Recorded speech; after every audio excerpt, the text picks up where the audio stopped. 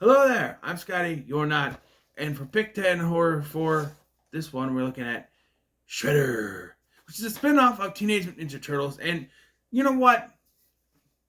You know what they say? If you're gonna try to do a spin off, do it right. This has nothing to do with Ninja Turtles, man. The Shredder is in a ski mask the entire time. He doesn't even do one karate move, man. No move, nothing. You don't even see the Foot Clan, nothing. Okay, I'm done with this show. Yes, Shredder.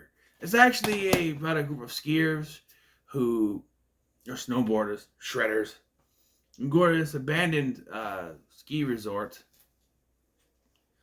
and are hunted down by this killer, ski mask wearing killer, one by one, and yeah.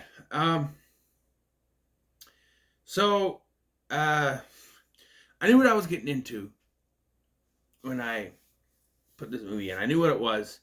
I knew it wasn't going to be too well or too good. And I knew I was getting myself into with this. But this was, it was rough. I did enjoy myself watching this. There was never a moment when I just went, "Can you end this already?" I was into it, But these characters make some of the dumbest fucking decisions in any slasher flick.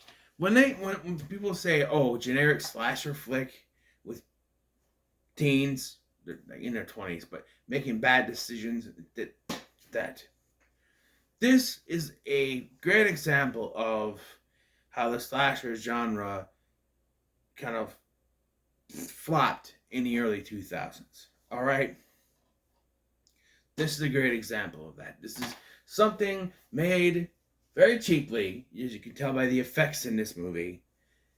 Dumped direct to video with stars that weren't even like big stars. I think the biggest star in this is Scott Winger, who was the voice of Aladdin. So I'm gonna call him during this review Steve. So yeah, and you have Michael McKean, no, Lindsay McKeon, who you may know from like Stay Fight About the New Class. She was in seasons 4 through 7, and then she was the sister Taylor, the sister of Haley on One Tree Hill, and then she was Tessa, the Reaper on Supernatural. And then you have Brad Hawkins, who was connected to the Power Rangers universe. He was originally when they were bringing the White Ranger, he was supposed to play the White Ranger, but Jason David Frank's popularity brought him back instead to be the White Ranger. It was Tommy White Ranger, and so yeah, the creators of Power Rangers brought Hawkins back to be the Gold Ranger in Power Rangers Zeo. But by then, he had already been cast in VR Troopers. So he just did the voice, and then they brought back Jason to be the Gold Ranger for most of the season. So, yeah, and VR Troopers lasted 2 seasons, which was not as long as Power Rangers. Yeah, and I'm going to point out something that really frustrated me while watching this. If you're gonna do, okay, so Lindsay McKeon must have had it in her contract that she wasn't gonna do nude scenes. However, her role called for nude scenes. So instead of finding another actress, because they didn't have any more budget to find another actress, they decided to be cheap and shoot around it, which results in frustration when the first scene you see her in is a shower scene that they shoot everything else around her head, back, legs, belly, arm, everything but the money shots. And it's not just that. If that was the only scene that she's in where she's supposed to be nude, that's fine. But she has a fucking sex scene with Brad Hawkins, and you see his ass, but basically nothing of her at all. Legs and arms. That's it. The most you see of her tits are like this in the thing. And it looks as if, because water is clear, man. You can see through it. It looks like they blurred the water where she is. So you can't see. Because I'm looking and trying to see in the water if you can see them. Sometimes there's reflections in water where it makes it weird. But water is clear. You'd be able to see them. And they did something with the water to make it look so you can't see them. So they're going out of their way to not show her nudity, except for one part. At the beginning, when Steve scares her, I know his name is Cole, but I'm calling him Steve. When Steve scares her by opening up the shower, you see briefly some nipples, just very quickly. You have to pause it at the right moment. It's like, oh! It's very quickly. I don't think it was even supposed to be caught on the camera, but because it's so very. I think maybe the person directing saw it, but thought, oh, it's very quick, no one will notice it. And then my eyes, nope, I noticed the nipples. Anyway, so they're going up to this. Well, first of all, the first scene of this is a skiing incident. There are some skiers and a little girl. And, like, one of the skiers gets decapitated or something. I don't know. No. This is just the skiers. The little girl thing is mentioned later, but skiers, one of them gets decapitated, but not all the way. Even though the same wire decapitates a guy later, and it does go all the way through, but here it doesn't. It's got myself a stronger neck. I don't know, but it comes up shredder, and even though it's cheap looking, like we get these stupid ass, terrible 2000s horror movie opening credits, like someone did it on like Flash animation or something. It's not very good. But then the whole thing, even though it's very shoddily done, like the font and everything, says Shredder, and then it goes from white to red, like it's bleeding, that's kind of cool. But anyway, Steve is supposed to go with his girlfriend, Kimberly, who's Vince McCain's character, on a romantic weekend, and you get the want. She's like, about that romantic weekend. And it cuts, and she invited her cousin and their friends up there to this ski resort. And it seems like when this was written, Steve was supposed to know what was going on, because it's all played as if they were all invited and everything, and this was all planned from the beginning to be all of them. And it felt like they wanted to have that joke in the movie, so they made it so he didn't know. But other than, oh, hey, you guys got my invites mentioned from her, where nobody else entered the invites, was a good thing, because, you know. And despite the fact, like, she mentions to, Robin and Pike, which is hinted at being a nickname. I thought it was this one dude who's carrying a camera. This dude is annoying. He's always carrying his camera. This is not found footage, but he's always carrying his camera, shooting stuff.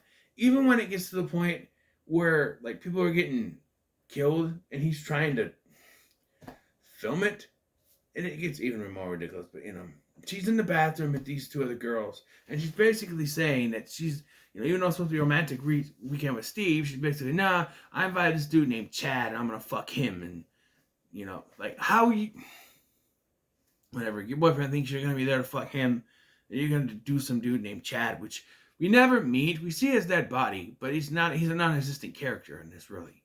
He's already dead. He says he's gonna meet us up there, so, yeah. And despite the fact that Steve has no idea that Chad was meeting him up there, when she runs out later, when they get there, they think they see someone walking. She's like, oh, Chad! And she runs out. And then they're like, oh, we need to go see what's going on. And I'm like, no. You should be asking, who's Chad? And she keeps mentioning Chad. They keep mentioning Chad like he's supposed to be there. Like, they're all in the know. Like, even the camera dude says Chad. And I'm like, wait, I thought it was a secret rendezvous.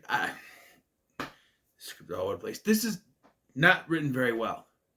Not written very well. They have scenes of dialogue that's supposed to give you exposition, but it's not said in the right context to the right people. Because there's a scene that... Okay, so... Camera dude sees this chick skiing, and it's revealed to be the older daughter of the guy who owns this bar in town. and it's revealed that it was her sister that was killed. The little girl that died was her sister, whatever, later. And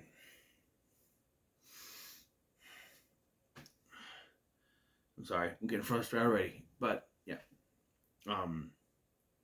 And people start dying. All right. What's his name? Kirk, the guy who's always smoking weed. They keep saying, "Oh, they're killing us because they're disobeying the rules," but I really don't think that's it. To be honest, like,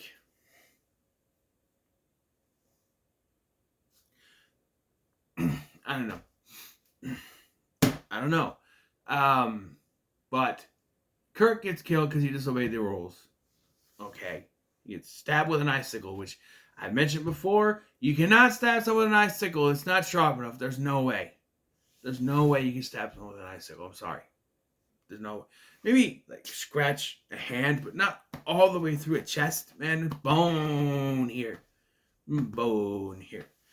Right? So on the way there, though, they meet Kristoff. I forgot to mention that. Kristoff is Brad Hawkins' character, who is not really European because he's like, well, in the country where I am from. They're like, well, where are you from? He's like, I am from Europe.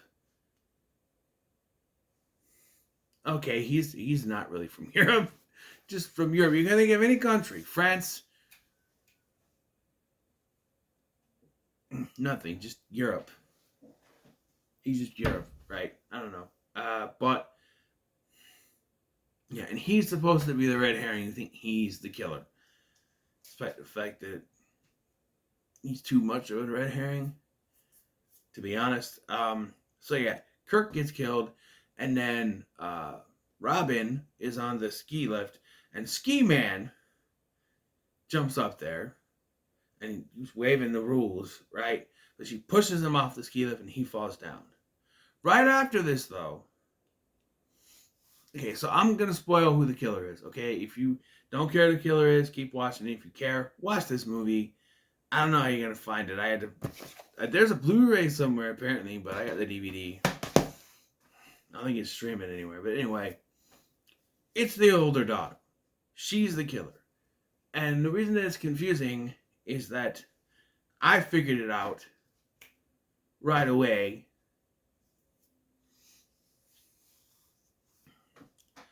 And so, well, I didn't figure it out right away, I guess. So, once they reveal who it is, it got more and more obvious as the movie went along.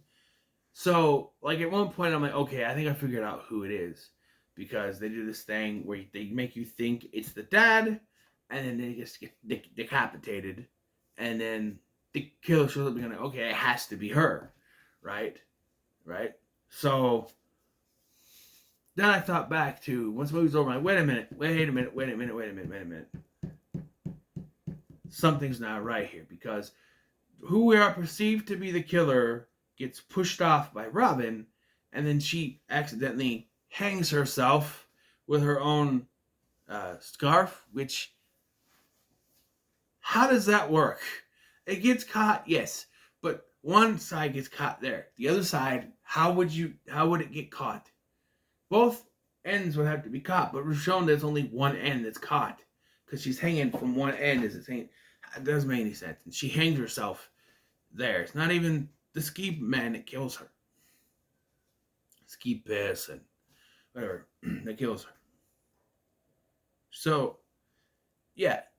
And then we see the girl, who we know is the killer, get on the ski lift with camera dude. And it's like, wait a minute. There's no... Once I thought about that, I'm like, wait a minute. She got pushed off. And then was with camera dude. I know this movie's bad, but like that editing, it doesn't make any sense. And then I thought about it. The ski dude that was in the lift with her wasn't trying to kill her. It was trying to warn her of the rules. I think that was the dad. Because later he says, I wasn't trying to hurt anyone. I was just trying to warn you, to get rid of you, to scare you away.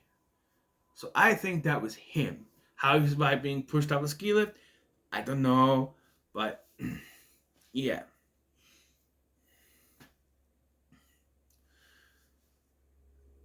So yeah. Um and like as soon as Kimberly sees this dude, she's like, and Chad doesn't show up, she's like, okay, I want Kristoff. I want Kristoff. And she tries sneaking around with him at one point, and she catches him with Robin. There we get some tits. They're not very big, but we get tits. And yeah, uh, it's not really a sex scene because he's like licking her tits and stuff, and then he gets on top of her and it cuts away. So, okay, and like the next morning, you can clearly tell that the writing is trying to make you hate Kimberly and make you root for this relationship with Steve and Pike, who they tried to make us believe was um,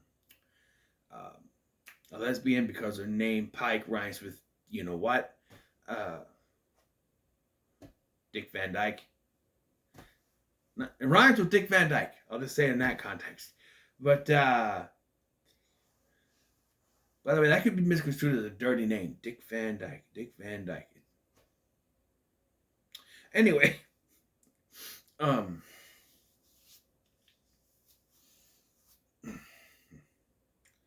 where was I?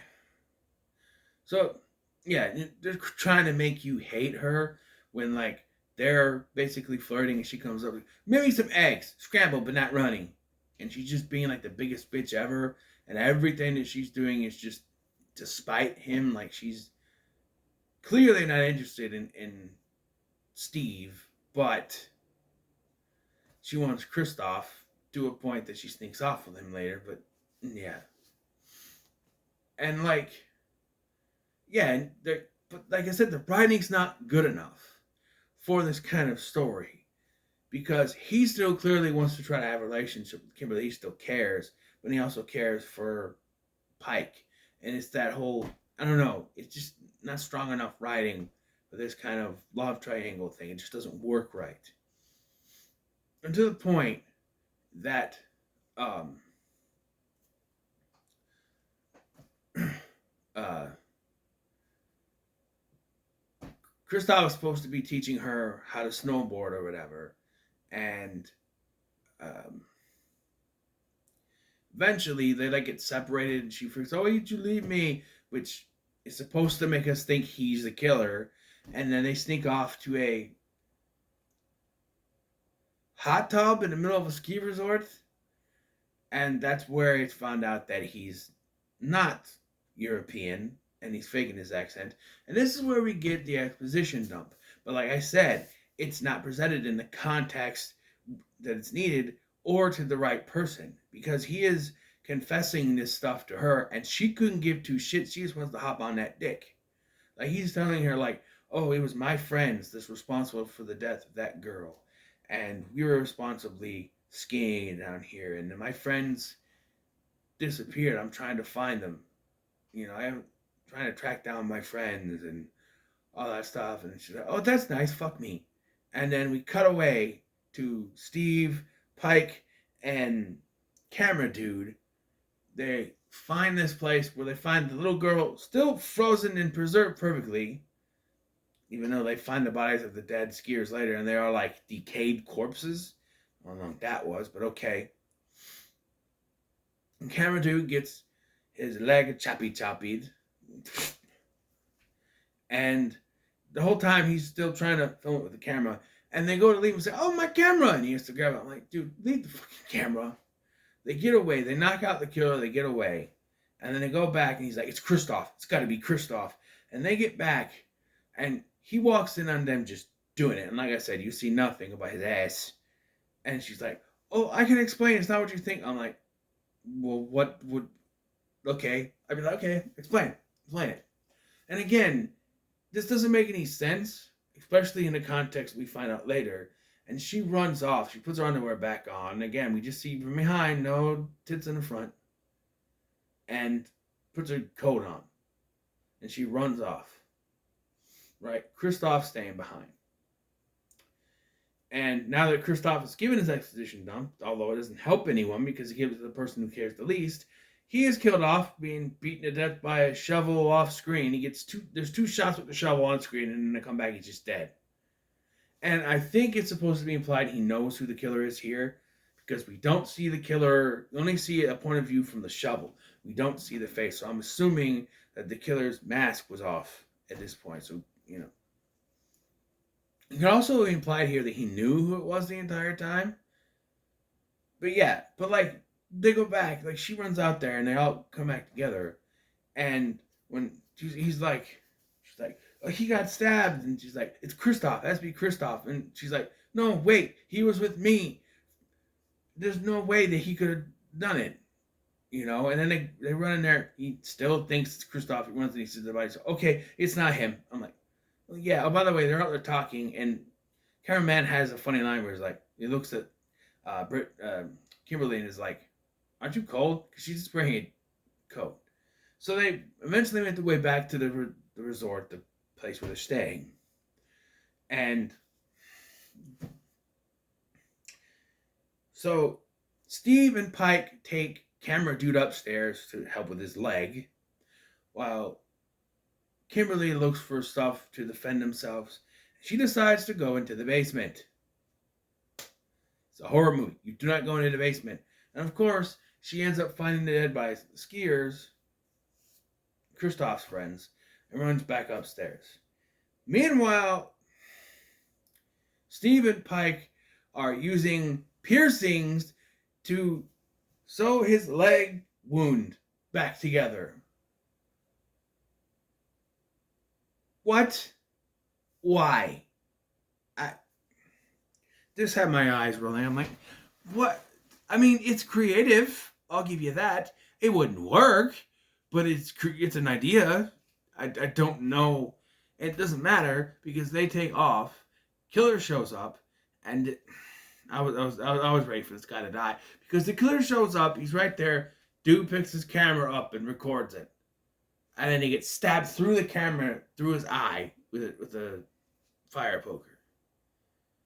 Like that was his only character thing. The other guy's thing was weed. This is the camera. At some point, this is not a found footage film, and then this guy is continually trying to pick up the camera. I don't know.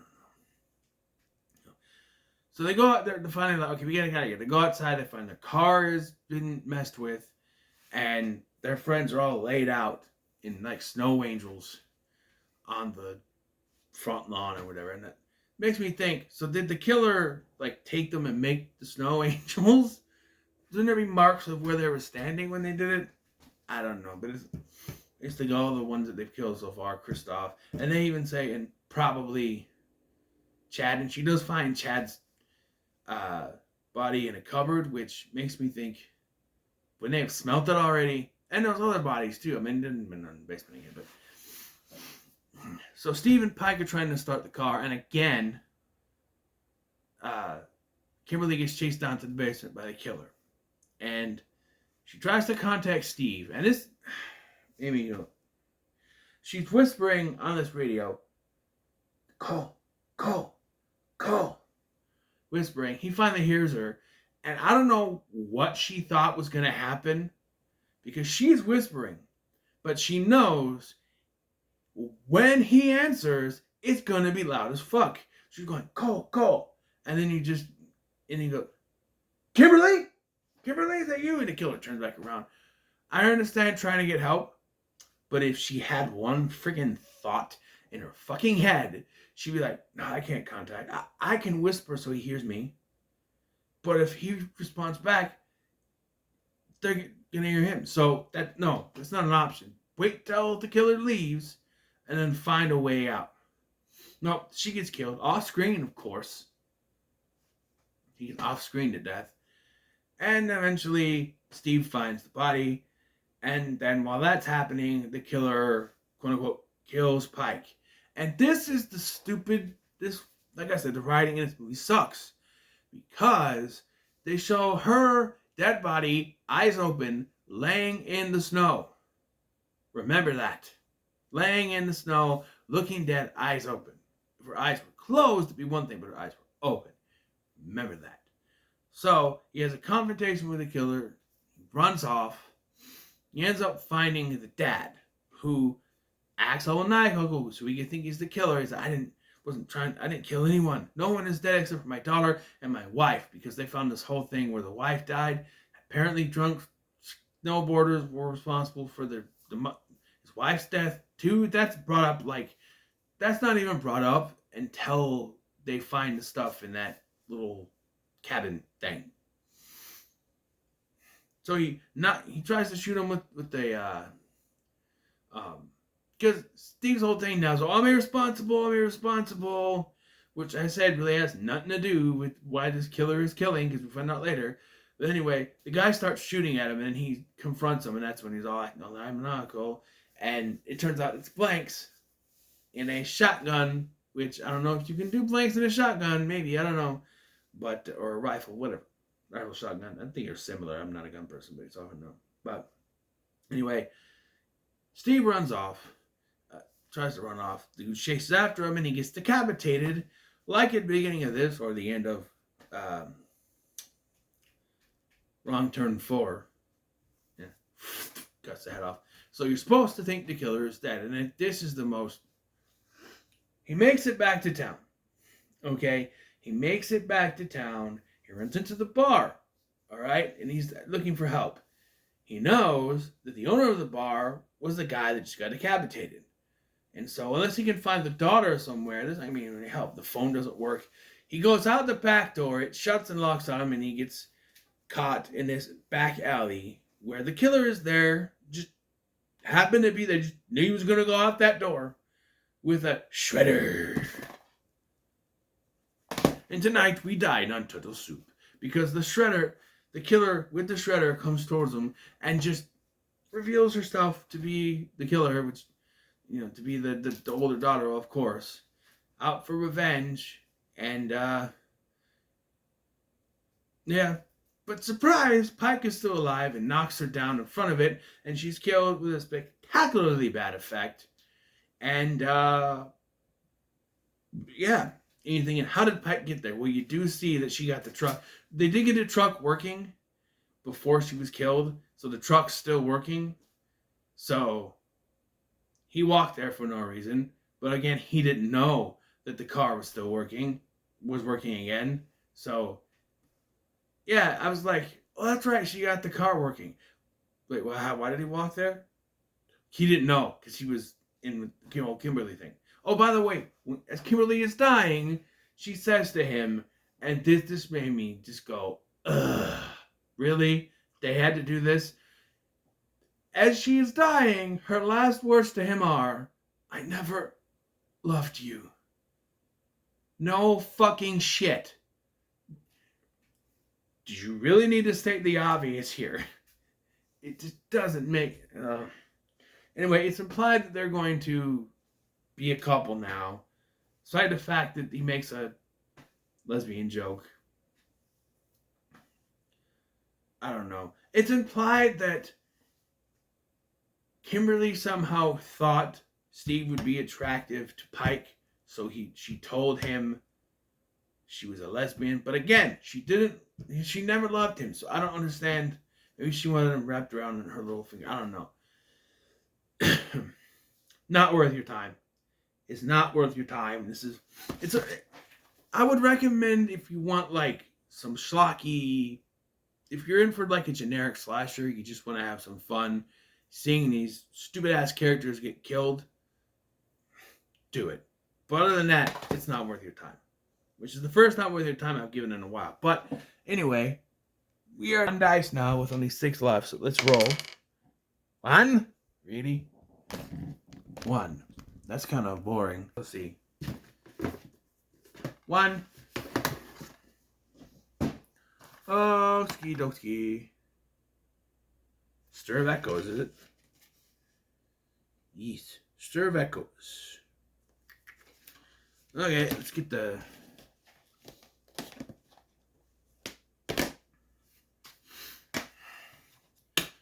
I don't think I'll do any more tonight.